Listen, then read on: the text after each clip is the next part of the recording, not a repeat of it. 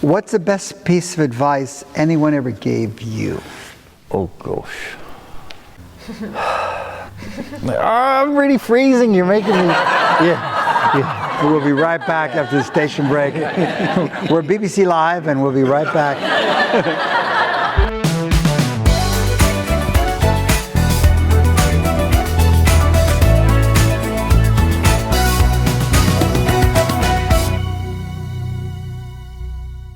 It gives me great pleasure to have one of the greatest casting directors in London, but also one of the greatest human beings that I know here in London, and it gives me a pleasure to spend some time with him and to get some of the insight of the one and the only Mr. Dan Hubbard.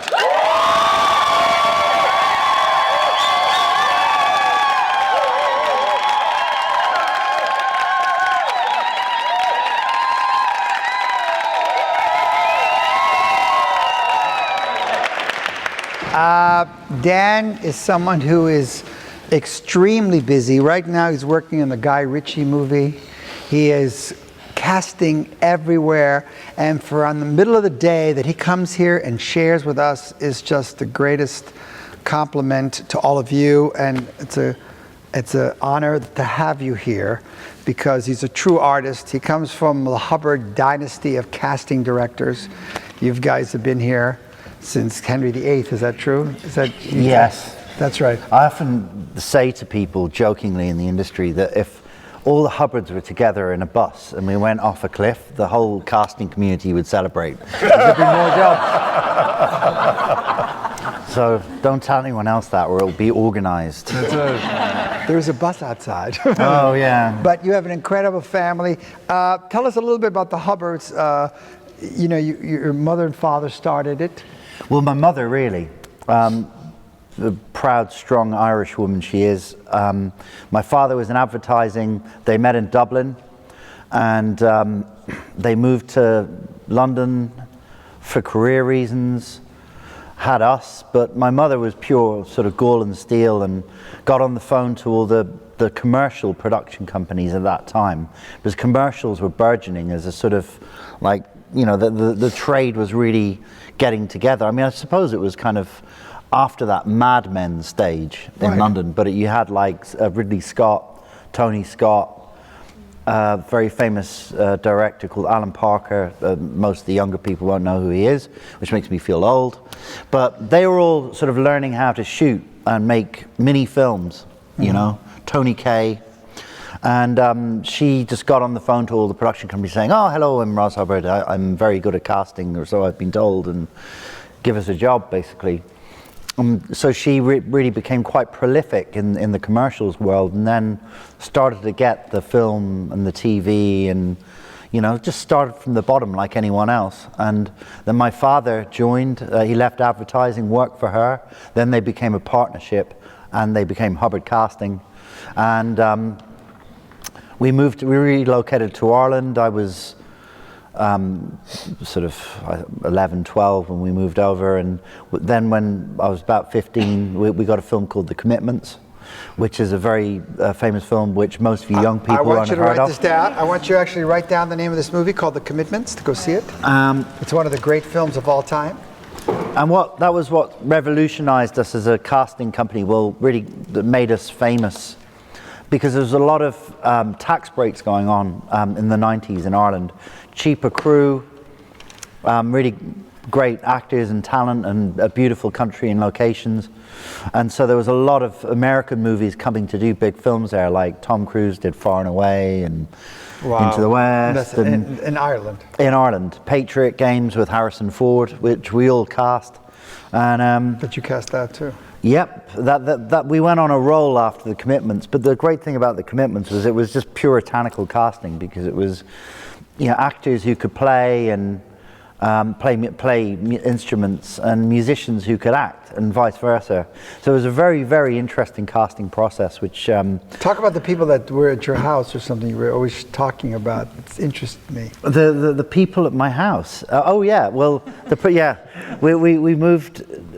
Soon after a few years we were in Ireland we moved into a place called Lansdowne Road, which is right beside Lansdowne Road. rugby stadium, which is now the Aviva, which is like the biggest stadium in Dublin. And yeah, it was a big old house, massive house, and we had too much space. So when we got that job, Alan Parker came for a meeting there, and he said, actually, why don't we just make this the production office? So I would come down for my orange juice in the morning, and there'd be like this whole bustling production company. And actually in the film, there's a lot of people that audition in the film in one of the scenes. And it was exactly like that. There was just all these sort of people from everywhere, oddballs, musicians, you know, chancers, fire eaters, lunatics. And so I've grown up amongst the madness, really. You've got to be a little bit mad. Well, I think is that absolutely.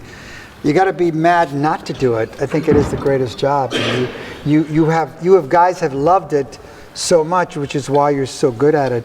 Tell us a little bit, what are three pieces of advice that you would give actors who've come to London? What are three things an actor should do if they've just arrived in London to succeed? What should they do? Okay, well, don't panic. It's a really big, massive, sprawling metropolis of a city, and even though when I came over here, once I'd left school in Ireland, I wasn't really sure what career path I wanted to take. So it felt like a very lonely, alien place. Like I didn't have many friends, and you have to, I don't know, it's a wonderful city once you find your feet. There's a lot of work happening here in this country. All the studios are full. It may feel a bit bureaucratic because most people are using social media nowadays, and there's a lot of talk amongst the acting community. In fact, today, there's something that struck me today was what happened? Well, there's a company called Act for Change, which was started by a certain actor who was very unhappy with how he feels that actors are treated, and mental health, and getting a yes or a no after an audition. And like in some ways I can totally see, and I support the campaign, but in the other ways it's like everybody sort of bandying together to complain about what is wrong. And I don't think that's the right approach to sort of worry about. You mean they want a yes or no right away? Is that what they want? Well, you know, when you go to an audition, right, and you audition, it's like getting a yes or a no after the said audition. Because if you're talking about any line of professional work where you go in for an audition, be it, I don't know, not an audition, but like an interview to work at Sky TV as a satellite dish installation person, you'd go there and you'd meet the people, you'd meet the boss, the panel, whatever the bureaucracy is, and a lot of the time you get a letter back saying, sorry, you were unsuccessful in this time. But you don't really get that in this industry. And it's sort of, I'm feeling like there's a sort of sense of like people are sort of wanting to get things from auditions. The audition is what you get, you know? The getting into the room is what you get. To meet the people that are making it is what you get. And sadly, what most people, most filmmakers, what producers, most directors, most casting directors are looking for are solutions to their problems. You know, we want to find this really difficult role. Like, for example, I want to find a young Vietnamese girl to play a young Maggie Q by the end of next week. That's my problem right now. But I did some auditions with the director a week or two ago, and I don't think I've quite let any of those candidates that came in yet, because I'm still doing the deals for the people that the director does want. So it's not actually the right thing for me to do, to go back and say no yet, because I don't know. and I may need to go to someone else who I can recommend to the director. So it's, I don't know, in some ways I just... Strange. I think it is, but when it's sort of like you've been brought in a few times, you've been brought in more than once, and sometimes in theatre, plays, TV, you can go back 17, 18, 20 times, and that's when you need to get a call and a reason and an explanation and all that. That many times, yes. That's not an LA thing, by the way. No one in LA talks about that. Well, I don't know. Someone on social media was saying, it's standard practice that we get a yes or a no. And where? Well, actually, no, you just said LA. No. I think this guy is New York. No, it's not New York either. No. I'm a New Yorker. Nobody gets that. Because an audition, you go in, and sometimes the agent calls saying, trying to get feedback. Sometimes they do, sometimes they don't. But we don't need to talk about that. We need to just get those jobs by becoming better actors and stop worrying about yes or no. The idea is that I believe that you should be getting a yes or no based on your own work and how you felt it was. Because it's not about getting a job, it's about doing the work. And if you did a great job, that's the yes you're looking for. You need more yeses. Yeah, and the other sort of thing that like I always try to explain to actors a lot, but you never really get a chance to explain to people how it really works, is that I've seen so many times like an actor fall on their sword, or someone is rude to them, or something went wrong, they got sent the wrong scene, or they got sent the wrong pages, and it's a fuck up, excuse my French. And it's just a disaster. And when I've seen that person take it with dignity and professionalism and not react and not kick off and just be flexible. It's be flexible. Easy. But it's dealing it with dignity and a bit of, okay, fine, yeah. It's sometimes not your day. I remember that and I admire that, and I've brought them back, and then they've got a leading role. It's all, each time you get into these situations, you're meeting an entity that is, maybe not everyone is actually sort of, maybe you might be walking in and there's someone who's not looking at you and they didn't take notice. And you know what, that happens, but there's probably someone who is.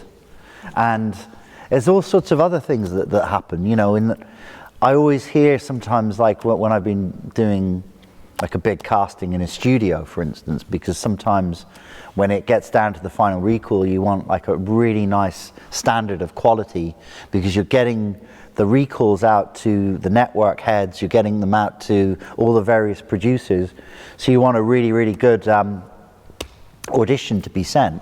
Anyway, you have this whole sort of day of recalls or a big session or whatever. And then sometimes you might hear about how somebody would behave really badly outside, or they were being rude to other actors, or they were rude to the receptionist, and that's all the other stuff that we sort of hear about. So it's a whole package here, folks, of your behavior. I mean, I suppose the easy stuff is learning your lines and playing with your character and being on your mark and looking at the reader, not straight at the camera, and asking silly, naive questions that you should already know. Because it's all out there. It's all the information's out there for you to pick up on. Yeah. Well, we talk about the fact that your humanity is the most important thing, and that's how we judge you. It's not just the work alone, and that's the most important thing. It's who you are as a person. And for LA, that's the most important thing, is your humanity, your energy. And if we like you, then we kind of like your acting. We're going to find out who you are. I want to ask you something. You, as a casting director, have to meet directors as well. And in some ways, you're auditioning as well, aren't you? all the time. Right? Because they just think maybe you just sit there and people just come to you. You audition. What is that like? What is it like when you go to meet a director, and what is that audition process for a casting director? It's terrifying, particularly if you're meeting like a very famous or prolific director, because you don't really know what to expect. But all you can really do is be prepared, have the script read, have some ideas ready. I mean, nerves are okay because I'm a nervous person.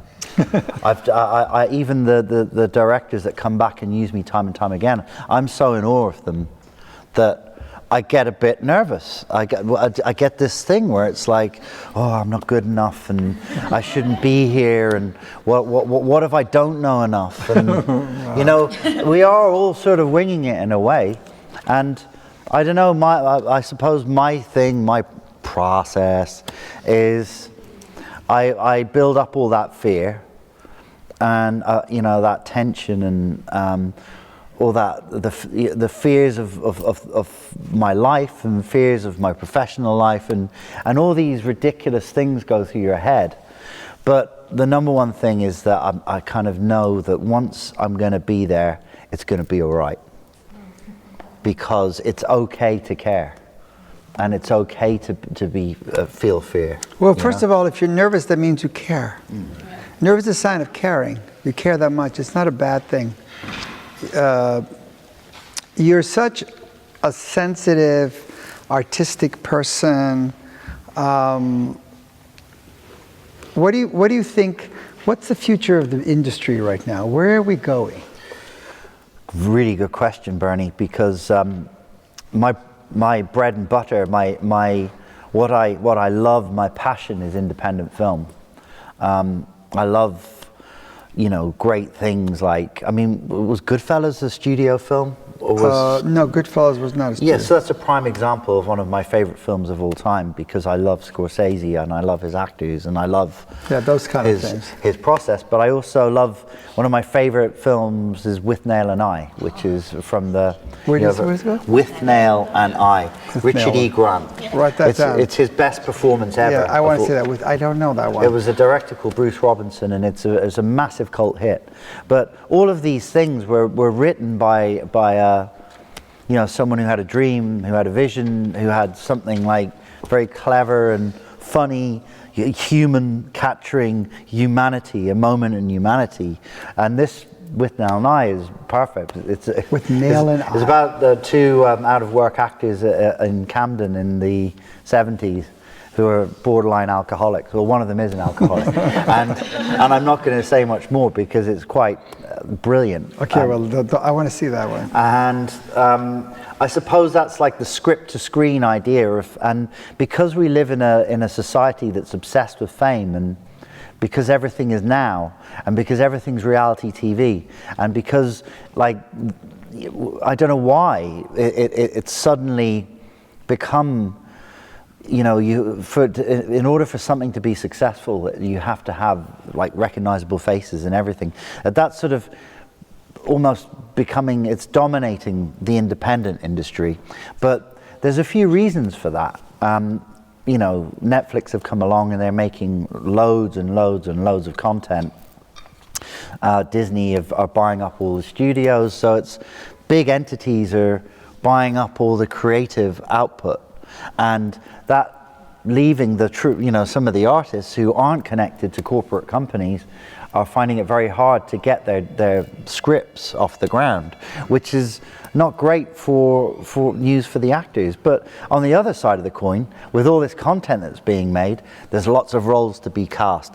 Like I said, all our studios in the UK alone are full. They're like brimming to full, like constantly booked up. So there's opportunities out there. There really are opportunities out there, but that's what's going on. There's a bit of a battle between, you know, the smaller people getting their visions out, I suppose, currently. Well, it's true. You know? I'm so proud of some of the directors you work with. Can you share with them some of the directors that you have worked with? Well, Guy Ritchie just now, and that was my first time, and I've always wondered why I haven't worked with him, because my work is very sort of, I don't know, I'm very into people and the street and, you know, street politics and humanity and I don't know, crime and, do you know what I mean? Like the gritty, the gritty, dirty world out there, and real world. So I always wanted to work for Guy. So I was like, I was talking to the wonderful Jenna, and I was like, oh, why don't I ever work for Guy Ritchie? And then a week later, this email came through, and it was, would you like this film? You hadn't met him? You didn't meet him? I hadn't met him, but like I think he'd been recommended. I'd been recommended to him, and I think he would have looked at some of my work and gone, "Yeah, get me in a room with him, and we'll see." Well, I met his people first, and they said, "Right, you're hired," and then I met him. And who's starring in your movie? There's this what's his name? Jason.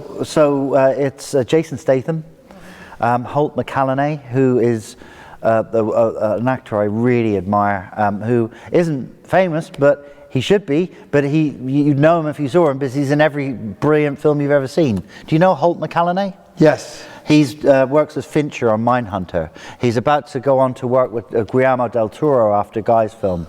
So we have Jeffrey Donovan, Holt McCallany, Josh Hartnett joined last week, Neve Algar from The Virtues, and they all start. Neve, that's Shane Meadows' thing, which I caught last year, and she's just a very hard-working young actress who made it happen. She made her work happen.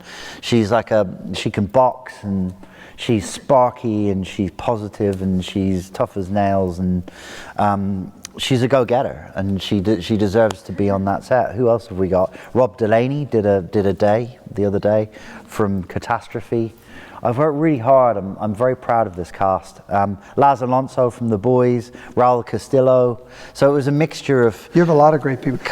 Casting from LA and it's amazing. And who else? Paul Greengrass is probably my Paul ultimate, Greengrass, who is just an utter genius. I did the Bourne films with him: Bourne Supremacy, Bourne Ultimatum, Jason Bourne, Captain Phillips, Green Zone. What else? Who else? I mean, Alan Parker. What are some of the, What were some of the films that you, or TV shows that you feel so proud of? Because you have so much credits. Probably Bourne Ultimatum is my favorite film that I've cast. Ill Manners is a film that I did in London, which was about, Plan B, the rapper, wrote and sent me the script. I got paid £1 to cast it, because I didn't have much money, but I got sent it, and it struck me that it really moved me, because when you get a script, and how you tell a good script is you read it in one sitting. Because there's so much bad writing out there, so many people copying the same formula over and over again, and trying to garner some of that success by plagiarizing the storyline. So Ill Manners to me was, I read it, but it was about stuff going on down the road from me in London that I didn't know was going on. And so we did a lot of street casting. We cast people that just come out of prison, and it was an amalgamation of that. But then finding like more experienced actors to lead from the front, and one of them was Riz Ahmed, and that was probably his first leading role on film. Unbelievable. Yeah. Great. Can you share with us, what do you do when things are not going so well? How do you deal with some of the downs? Because I know there's good on the ups, but what about the downs? What piece of advice do you have? Downs in the job when things go wrong? Yeah, downs in the jobs, or just downs in your life, whatever, anything. You know, there's downs and ups, and how do you deal with some of the blocks or some of the things? I don't know. I suppose answering that question and being really truthful for you is that sometimes, like even when I've been wanting to work on the biggest jobs ever, you can start catastrophizing. You can start being very, like, letting all the demons talk to you in the mornings and about your day and problems, and everything's magnified, because it is magnified. Because guess what? It's a really big deal. Everything is a big deal. But also, this is what I was waiting for. So why am I feeling like this? Right. And why do I? Because it's a big deal. Write this thing down. You know what? It's a big deal what you're doing. So that's why you feel that pressure. And the most important thing that I thought you just said is that, so why are you letting this opportunity of the big deal pass you by? When are you going to take advantage of the opportunity by stepping up to it? And that's what you've done. Well, I think it's also, I mean, that sounds so new age, and it's every positive meme you've ever seen, but it's being positive and being grateful, taking a moment to actually say 10 things that are actually really going good in your life. You know, I have my family, I have my health, I am not ill, I'm working with these great people. I'm working on something really good. And then everything sort of feels a bit better. Absolutely. What's the best piece of advice anyone ever gave you? Oh, gosh. What makes Dan run? I suppose. What keeps you? What is the advice that you've been given? Oh God, there's too much. Pick one thing. I don't know. I'm really freezing. You're making me. Yeah. We'll be right back after the station break. We're BBC Live, and we'll be right back. What's the best piece of All right. advice? Well, the advice that you were given by your family or somebody in school that sort of like stays with you and that's sort of gotten you where you are, gotten you here. I don't know. I think thinking outside the box is really one of my. I have quite an abstract view of everything. I don't run with the lemmings. You know, I try and... With the sheep. With the sheep. The lemmings are all jumping off the cliff in one scenario. But I suppose to think outside the box, to think differently. I mean, as actors, it's one thing that always occurs to me is that, you know, you're not really, in this day and age, you're not really going to get anywhere near a decent audition unless you're already sort of quite qualified, you know. If you've got to have the, you know, the basic skills. But I suppose it's what stands out are those that sort of take an abstract risk or put some of their own DNA into a character. Because when you're reading with really good actors who've got really good CVs, you know, sometimes you're just sort of looking for like a variety of looks. And right now, very refreshingly, we're switching the genders, we're becoming way more diverse, and so you're going to see 80% of the people making the same choices. So it's usually the people that are taking risks and putting their own character DNA within the character. Right, finding themselves in the character, being the character, and showing their parts and taking risks. And making the filmmakers say, oh, I never saw it that way. Wow. That's it. That's when you're creating. You are, you know, you're actually contributing something creative to the whole process. And I've seen lines change, characters cut, characters grown because of what actors have done in the room and what actors are doing on the set. In fact, I just took a call about how the director was so happy with one of the actresses that he's actually put her in another scene with one of the lead actors. And that's what happens when you do great work. Magic is all around us, but one of the things he's talking about is, number one, you never play a part the way everyone else plays, and make it your own. How can you make this part completely your own? And you can do that by becoming so authentic and willing to take a chance on you. Because people like to play safe, but what you're talking about is really taking a risk on themselves. But what about after that? What about after you've gone in for the big audition, you've done everything that you can, and everybody smiled and everyone thanked you, and everyone laughed in the right moment? What do you do then? Well, then you need to celebrate that you did a great job, and also recognizing what are you going to do to promote yourself. Actors can act anytime. We can do it ourselves. We don't have to just wait for auditions.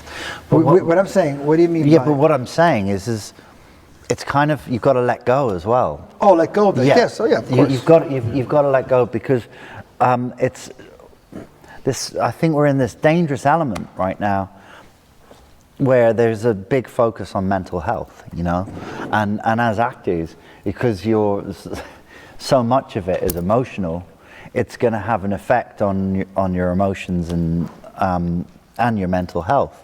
But well, I suppose the question is, you know, what do you say to people about how they live so vicariously through their acting and comparing it to their sanity and their mental health? Okay, well, first of all, acting does attract a lot of crazy people. And the first thing is crazy people cannot succeed. So let's start with that. If you're crazy, that's over. But what we are talking about is that you need to have a full and rich life. And acting cannot be your entire life. If your acting is not your boyfriend, your girlfriend, your lover, it's a job. It's the greatest job, but it's still a job. And so what happens is that for your mental health, you need like variety. What do they talk about? Salads. They talk about foods, variety. I mean, just eat chicken, you're going to die, okay? You have to have a variety of life. And the thing about a great actor is he's got a rich life. You do your job, then you go out, then you go to the beach, and you go think. If you're trying to make your acting into something else, acting is, think of it like a big circle. Acting, and if you're the greatest actor, that's 50%. You win 10 Academy Awards, that's still 50%. It doesn't cross over here. It doesn't take over where you need a relationship, friendship, people, traveling. No, that doesn't cover that. And some people are using acting like a drug for something that's not happening in their life. It's still a job, okay? And it's a great job, but you still have to get up at 5 in the morning, you show up there, and then you gotta do the thing, do the scene all over, and the lighting. Yeah, it's a great job. But you need a full job, and mental health is that you have to have friends and people around you, and friends and lovers, and that's what I'm talking about. And it's also people watching. Yeah. That's the research that you are watching people, you are watching life, so you can build on the characters and you can dig into that treasure when it's the right moment. Right. Because the mind is a wonderful thing. And that's why I find the actors that make me shut down are, you know, oh, here's my show reel. I'm an actor, and I'm you know, it's like I don't want to know that. Like, it's just that quiet sort of, I'm okay with myself. You know, I know, and I know when it's my time. Right. You know? There's a kind of confidence that you're not worried. You're just here to share. There's actually no auditions in life. You're just sharing your gift, get in, get out, play the life, and leave. You are not in control of being hired. You are in control of doing your scene. So stay focused on what is in control, and that is to do the scene. And you should be thrilled. The thing is that you're only good at things you love. Mm-hmm. You have to be thrilled. I'm thrilled. I'd be thrilled to come in and read there and go like, wow, that's it. That is the reward. You don't want to go to callback. That's not the thing. That's going there is everything for me. But I suppose it's also the really interesting thing is, I worked with a wonderful actor who played an Afghani translator on this Rod Lurie film called The Outpost, which is Scott Eastwood and Orlando Bloom and Caleb Landry Jones, who's a terrific actor. He was in a film called Get Out. He was like the racist little brother in that film, and that's going to be a really special film. I'm hearing good things about it. I'm very proud of it because it's a true story about a bunch of American soldiers who were stuck in the valley in Afghanistan, and they were surrounded by the Taliban. But there was one guy who I couldn't find many Afghanistan guys, and this guy could speak the right amount of Arabic, and he had the right look, and he came in onto that set, and Rod Lurie was like, oh, I'm putting you in more scenes, and he just put up this tweet, and it was something along the lines of, I didn't get into acting to be famous. I didn't get into acting to be a celebrity. I just wanted to actually just enjoy, be around, play a character, and be a part of something, and just be valued. You know? Well, you know what? Listen, if you come for the right reason will meet you. If you come for the wrong reason, there is no future. I mean, the idea is that it's all about, most people don't come for the right reasons. They don't really. Here's how it works. If you love to act, if you love to learn to act, you'll always act. If you just want to work, you'll never work. You have to fall in love with acting and the acting process, which is not only lessons, classes, auditions, meetings, working. You have to like the entire industry. And I have to say, I love this industry. I love the whole thing. I'm just thrilled. I'm just like so excited about everything. Even some of the things that may not be good, I like that too. I like it all. On a positive note as well, is that, there's a lot of talk about self-taping, because self-taping, I think, has revolutionized the casting room. Because you have to remember, traditionally, there was less content being made, less films being made. So back in the day, it was only when you physically got invited to the audition room that you actually had a shout. And nowadays, there's a lot of self-tape, and I see a lot of people groaning, oh yeah, another self-tape, another no response, another like, I don't even know whether it's ever going to be seen. And you know what? Who gives a shit? Because it is a bit of a lottery. Life is a lottery. You know, it's like you got to buy a ticket though. You've got to buy a ticket, and it has like the self-taping has opened the door to the audition room. I love what you're talking about, but we're talking about actors who are never going to act. You know, that's the fringe of all the negative ones, because the great actors, and they're in the room, they're thrilled to be here. And I tell you, I'm thrilled to be here with the one and the only Mr. Dan Hubbard!